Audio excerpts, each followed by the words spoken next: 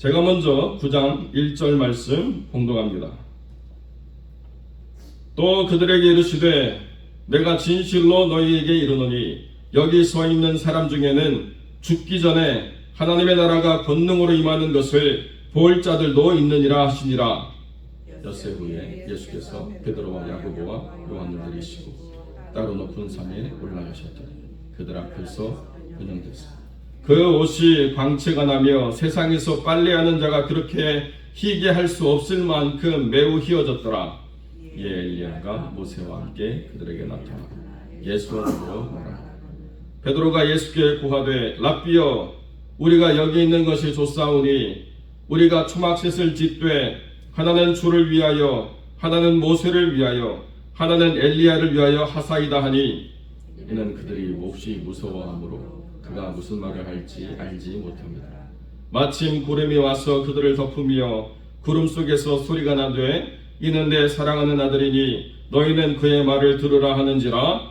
문득 돌아보니 아무도 보이지 아니하고 오직 예수와 자기들 뿐이었더라. 아멘.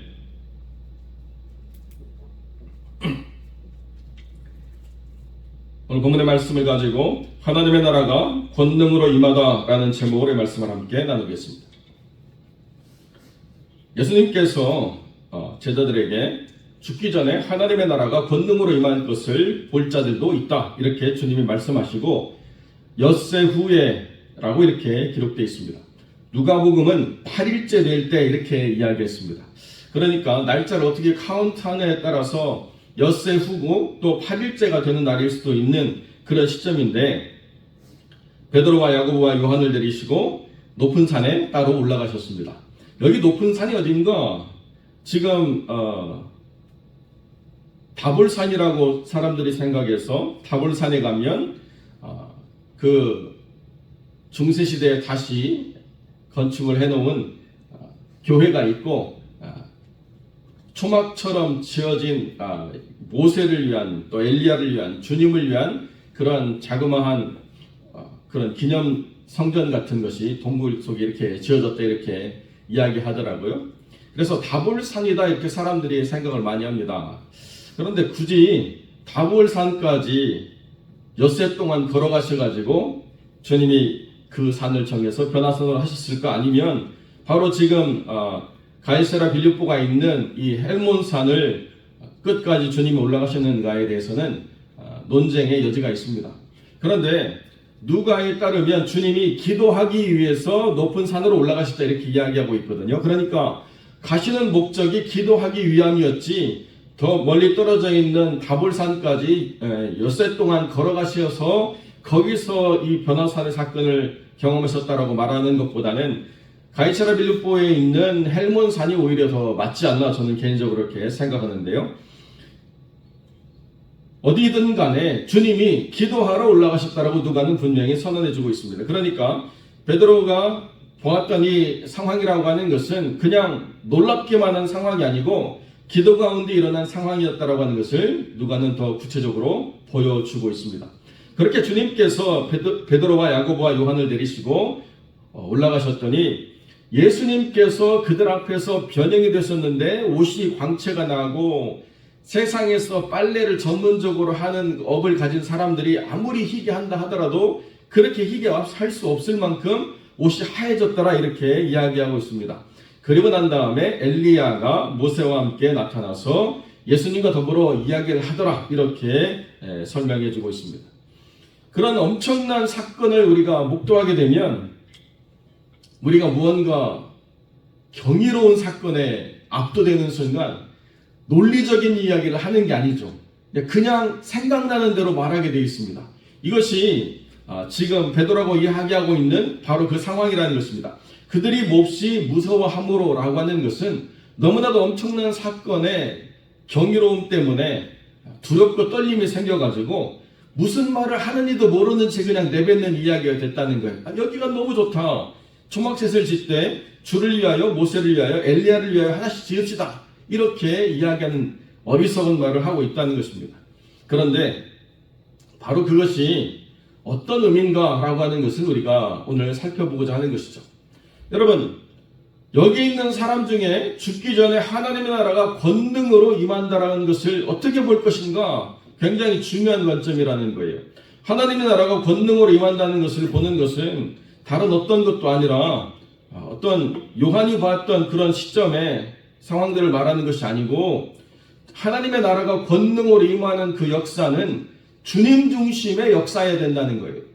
하나님의 나라가 권능으로 임하는 것을 내 두 눈으로 똑똑히 보려고 하면 다 자기 육신의 눈으로 볼 수 있는 명확한 변화가 또 증거가 있어야 되는데 요한은 환상 중에 보았기 때문에 권능으로 임하는 것을 볼 자들도라고 말할 때의 복수가 아니죠. 그리고 권능으로 임하는 것을 눈으로 보는 것이 아니고 환상으로 보았기 때문에 지금 주님이 말씀하시는 바 계시록의 환상적인 그러한 하나님 나라의 그 놀라운 임함을 말하는 것이 아니라 여기 서 있는 사람 중에서 베드로와 야고보와 요한을 데리고 가셔서 주님이 보여주시는 이 사건이 언제든지 우리가 하나님의 나라를 권능으로 볼 수 있는 사건이다라고 하는 것을 가르쳐 준다라고 저는 분명히 믿게 되는 것입니다. 그것이 무엇이냐? 예수님께서 하나님 나라의 중심이시고 예수님이 계신 그곳이 하나님 나라이자 그 권능을 가지신 주님이 거기 계시기 때문에 하나님의 나라가 권능으로 임한다라고 하는 것을 우리가 지금 분명히 믿고 살아갈 수가 있다는 것입니다. 어떤 특별한 영역, 특별한 시간, 특별한 현상이 하나님의 나라가 권능으로 임한다라고 말하는 것이 아니라 권능의 주께서 함께 하실 때 바로 거기에서 하나님의 나라가 임하는 놀라운 역사를 우리가 경험할 수 있게 된다라고 말한다는 것입니다. 우리가 죽어서 천국 가는 게 아니고 주님이 우리의 삶 가운데서 이루시는 천국이 권능으로 이루어지고 있다라고 분명히 말씀하는 것을 주님이 실제적으로 보여주시는 사건이라는 거죠. 왜 그렇습니까? 베드로가 주는 그리스도라고 고백은 했지만 주님이 그리스도라고 하는 말에 하나님이 뜻하신 의미와 자기들이 기대하는 가치가 다르다는 거예요. 자기들이 그리스도라고 말하는 것은 다시 이 땅에 와서 다윗의 나라를 회복하는 그리스도, 이 땅 가운데 사람의 나라를 세우는 그리스도를 자기들은 기대했습니다. 그런데 주님이 그리스도라고 하는 것을 드러내시는 것은 하나님의 나라를 이루시는 것을 드러내고 있다는 것이죠. 그러니까 우리가 기대하는 바 하나님의 나라가 권능으로 임한다라고 하는 것은 우리가 믿는 예수 그리스도를 통해서 우리의 삶 가운데, 우리의 교회 공동체 가운데, 우리가 기도하는 모든 영역 가운데 하나님의 나라가 사단의 권세를 몰아내고 권능으로 임할 수 있다라고 하는 그 확실한 증거를 갖는 것, 그리고 그것을 느끼고 경험하는 것, 이것이 우리가 맛봐야 될 사건이라는 것입니다. 나는 열심히 하나님을 믿는데 내 안에 하나님이 주시는 참된 평안이 없고 하나님이 주시는 참된 기쁨이 없고 하나님 안에서 새롭게 되는 역사가 없다라고 이야기한다면 우리는 아직도 하나님의 나라가 권능으로 임하는 그 사건을 경험하지 못한 채 종교적인 열심으로 그냥 내 힘 닿는 대로 무언가를 믿어보려고 애쓰는 삶이 되는 것밖에는 아무런 의미가 없다는 것입니다. 어떤 젊은 판소리 명창이 자기 어머니를 이야기하는데요. 자기 어머니가 교회 권사님이었대요. 그런데 자기가 판소리 때문에 이렇게 저렇게 여러 사람과 교류하다가 자기는 절에 가가지고 소리를 많이 배웠다는 거예요. 그래서 자기는 불자가 됐답니다. 권사님 아들인데요. 그래서 자기를 위해서 새벽기도 나가시고 그렇게 열심히 기도하던 권사님이 불자가 됐대요. 아들 때문에. 아들을 하나님 나라로 인도하는 게 아니고 본인이 어디로 가는지 모르는 불확실한 세계에 아들 때문에 그냥 가버렸다는 것이 얼마나 어리석은 것입니까? 내 안에 하나님의 나라에 대한 확신이 있다고 한다면 그 어떤 흔들림이 나를 흔들려고 한다 하더라도 무너지지 않는다는 거예요. 넘어지지 않는다는 것입니다. 나는 분명히 하나님의 나라를 맛보았고 하나님 나라 가운데 있기 때문에 내가 이 나라를 포기하고 다른 어떤 것을 타협으로 하거나 선택할 수가 없다라고 하는 분명한 확신을 우리가 갖게 된다는 것입니다. 그러니까 살아도 천국이고 죽어도 천국이라는 거예요. 우리의 삶에서는 어느 때나 하나님 안에 있고 그분의 권능으로 우리가 하나님의 나라를 확장시켜 나갈 수 있는 은혜를 베풀어 주셨기 때문에 그 은혜로 복음을 증거하고 하나님의 나라를 펼쳐가라 라고 주님이 말씀하시고 계신다는 것입니다. 베드로와 야고보와 요한은 이렇게 하나님의 나라를 경험하는 사람들이 됐다는 것입니다. 여러분, 엘리야와 모세가 왜 나타났는가? 모세라고 하는 존재는 율법의 대표고 엘리야는 선지자의 대표죠.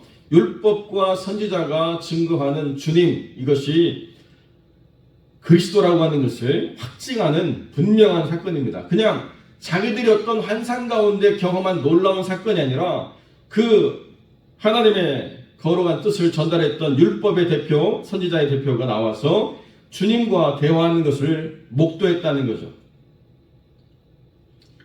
그것은 모세가 신명기 18장 15절에 하나님께서 나와 같은 선지자를 세우실 것이라고 예언했던 그것을 확증하는 장면이고, 또 말라기 4장에서 크고 두려운 날이 이르기 전, 그러니까 크고 두려운 날이라고 하는 것은 멸망의 날이 아니라 주님의 죽으심의 날이 이르기 전에 엘리야가 너에게 나타나려고 주님이 말씀하신 그 약속을 분명히 보여주고 있는 그 사건이라는 것입니다. 그래서 구약에 있는 모든 예언의 사건이 예수 그리스도를 증거하고 있다는 거죠.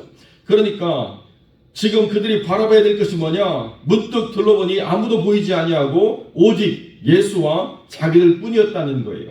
예수에게 하나님이 예수를 바라보라고 말씀하신 이 사건을 그들이 경험했다는 것입니다.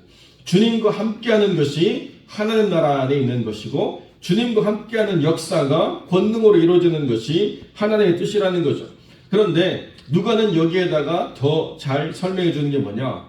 기도할 때 이것이 이루어졌다는 거예요. 그러니까 우리가 그냥 하나님의 나라 내가 어떻게 경험할까요? 누가에 의하면 기도함으로 하나님의 나라를 경험할 수 있다는 것입니다. 기도함으로 하나님의 은혜를 맛보고, 기도함으로 하나님이 주시는 감사와 능력을 우리가 경험하고, 기도함으로 우리 가운데서 하나님의 능력을 확장시켜 나갈 주님의 권세를 얻는다라고 우리가 분명히 믿고 또 그것을 드러낼 수 있게 된다는 것이죠. 여러분, 우리의 기도가 의무라고 이야기한다면 얼마나 버겁고 힘든 것이겠습니까? 그러나 기도함으로 하나님이 하나님의 나라를 확장시켜가는 것을 우리가 볼 때 기도는 하나님이 일하시는 놀라운 역사라는 거예요. 그러니까 기도하면 할수록 하나님이 일하시는 것들을 더 많이 우리가 경험하게 되고, 그리고 하나님께서 우리 기도의 지경을 넓히셔서 더 기도하게 하시는 역사를 통해서 우리가 알던 세계가 아닌 다른 세계, 다른 역사가 있다라고 하는 것을 경험하게 하시는 그 놀라운 사건들의 중심에 우리를 서게 하신다는 것입니다. 여러분, 우리가 하나님의 나라를 더 깊이 경험하면 경험할수록 우리가 무엇을 경험하느냐? 그 하나님의 나라를 확장시키지 못하려고 막는 사단의 그 방해, 사단의 역사가 얼마나 치열한지를 우리가 분명히 알게 된다는 거예요. 그러니까 하나님의 나라를 경험하는 사람일수록 더 어떻게 하느냐? 더 간절히 기도해서 하나님의 나라가 회방받지 않도록 그 역사를 더 확장시켜 나가야 된다는 거죠. 그러니까 사무엘이 21일 동안 기도할 때 왜 기도가 빨리 응답되지 않았는가? 그 공중권세의 잡은 자가 회방함으로 말미암아 기도의 응답이 늦춰지도록 하는 역사가 있었다라고 다니엘이 이야기하죠. 그러니까 그런 것처럼 우리의 기도라고 하는 것은 늘 언제나 즉시로 이루어지는 게 아니고 회방도 받고 도전도 받고 여러 가지 역사가 있어서 하나님의 은혜를 경험함으로 말미암아 우리가 그 하나님 안에서 하나님의 권능이 임할 때 이 기도가 성취된다라고 하는 것을 분명히 알게 된다는 것이죠. 그러니까 하나님의 일을 하지 않고 하나님의 나라를 경험할 마음이 없으면 아무런 의미가 없는 거예요. 그러나 우리가 뜻을 정하고 하나님의 나라를 확장시키려고 하면 어떤 일이 일어나느냐? 회방이 있고 도전이 있고 불편함이 있고 힘든 일들이 있다는 것입니다. 오늘 제가 설교를 이렇게 준비해서 와서 그런지 모르겠는데 오늘 줌으로 들어온 분이 제일 적어요. 9분에서 13번 정도는 돌았는데 오늘은 딱 4분, 저 포함해서 4명만 지금 주문하고 있어요. 이게 과연 어쩌다 일어난 일일지 모르겠지만, 여러분, 우리가 전도를 작정하고 단기 선교를 작정하면 그냥 알아서 하겠지가 아니에요. 그것을 작정하는 순간 기도하지 못하게 하는 회방이 있고, 그 마음을 흔들려고 하는 일들이 있고, 그것을 잘하려고 하면 할수록 불편한 순간들이 있고, 계속 도전을 받게 되어 있다는 것입니다. 그러니까 이거는 하지 말아야 되겠다, 이게 아니라는 거예요. 도전이 있기 때문에 하나님의 나라가 권능으로 임해야 된다라고 하는 사명감이 더 분명해진다는 거죠.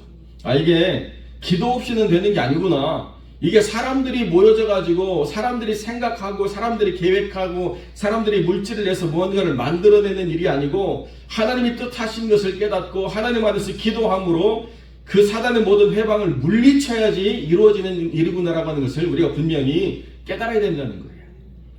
우리는 이 하반기에 잃어버린 영혼들을 주께로 돌이키기로 작정하고 기도하고 있습니다. 그러니까 회방이 있는 거예요. 불편함이 있는 것입니다. 내가 하던 일도 갑자기 엉뚱한 상황이 만들어져서 불편함을 겪을 수도 있고, 아무런 문제가 될 것이 아닌 일도 갑자기 문제가 되는 일이 될 수도 있고, 여러 가지로 사단이 나를 흔들어서 그 일들을 진행하지 못하도록 하는 일들이 반드시 있다는 것입니다. 그러나 주님의 권세가 그 모든 것보다도 비교할 수 없게 뛰어나시기 때문에 주님의 권능으로만이 이 모든 일들이 이루어진다는 것을 우리가 더 깊이 경험할 수 있게 된다는 것이죠. 사랑하는 성도 여러분, 여러분의 삶 속에 하나님의 나라가 권능으로 임해야 됩니다. 이 교회 안에 하나님의 나라가 권능으로 임해야 됩니다. 그래야 이 교회가 영혼을 살릴 수 있는 교회가 되고, 이 교회가 세상의 모든 것들을 능히 이기며 하나님의 영광을 드러낼 수 있는 교회로 설 수 있다는 거죠. 오늘 우리는 이렇게 하나님의 나라가 권능으로 임하는 것을 회방하는 영적인 역사가 있음을 또한 깨달으면서 하나님 안에서 작정하되 기도를 통하여 하나님의 나라가 우리의 삶 가운데, 우리의 사역 가운데, 교회 가운데 권능으로 임하기를 간구함으로 믿음 안에서 승리하는 복된 영혼들이 되시기를 주님의 이름으로 간절히 축원드립니다.